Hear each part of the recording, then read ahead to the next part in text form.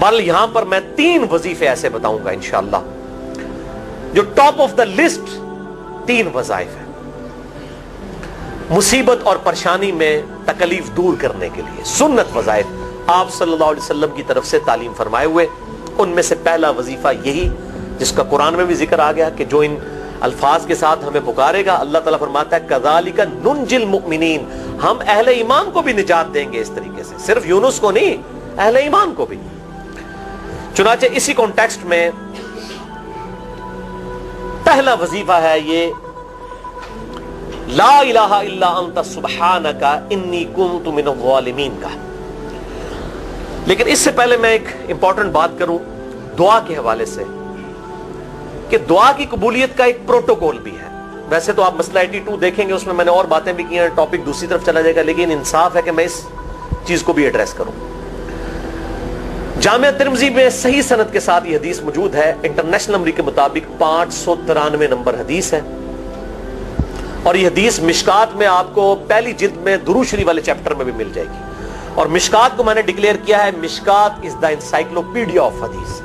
یعنی آپ کو جتنی حدیثیں سکیٹرڈ فارم میں ملیں گی کتب ستہ اور اس سے بھی باہر 13 کتابوں میں، مشکات میں آپ کو مل جائیں گی. میں نے اسی لیے مشکات میں پورا لیکچر ریکارڈ کروا دیا ہے، مسئلہ نمبر 111B کے عنوان سے مشکات المصابیح کا مکمل تعارف، وہ ضرور دیکھیں. یعنی مشکات 3 جلدوں میں آپ لے لیں تو انسائکلوپیڈیا آف حدیث آپ کے پاس آ گیا. 6294 احادیث ہیں، اور اس میں چونکہ احادیث کی تکرار نہیں ہے تو کتب ستہ اس کے علاوہ بھی 12-13 کتابیں جو ہیں اس میں کور ہیں، اس میں بھی یہ حدیث موجود ہے. جامعہ ترمذی میں انٹرنیشنل نمبر کے مطابق 593 نمبر. سیدنا عبداللہ ابن مسعود رضی اللہ تعالیٰ عنہ کہتے ہیں کہ ایک دفعہ میں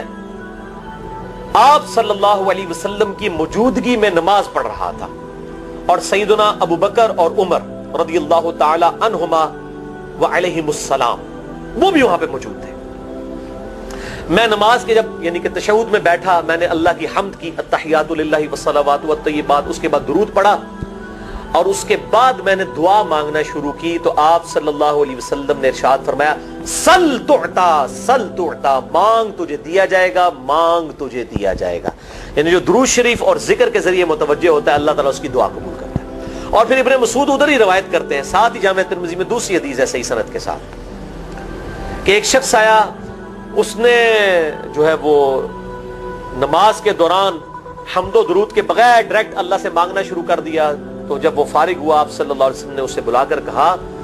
کہ سائل تو نے مانگنے میں جلدی کی، تجھے چاہیے کہ جب دعا مانگنے لگے پہلے اللہ کی حمد بیان کر، پھر مجھ پر درود پڑھ، اور پھر اللہ کی طرف متوجہ ہو. اور اس حدیث میں آتا ہے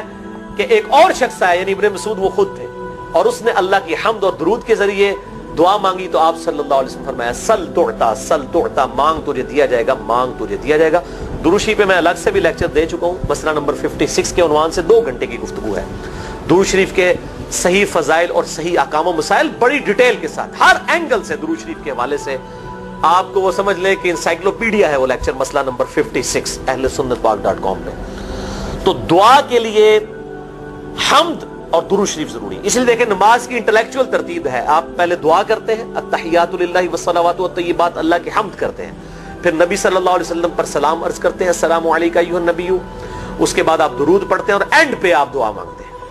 اللہم انی اعوذ بک من عذاب جہنم ومن عذاب القبر ومن فتنة المحیا والممات ومن شر فتنة المسیح الدجال. یا اللہم ربنا آتنا فی الدنیا حسنة وفی الآخرة حسنة وقنا عذاب النار. یا رب اجعلنی مقیم الصلاة ومن ذریتی ربنا وتقبل دعائی ربنا اغفر لی ولوالدی وللمؤمنین یوم یقوم الحساب. کوئی بھی دعائیں مانگیں، یہ بھی مانگیں جو میں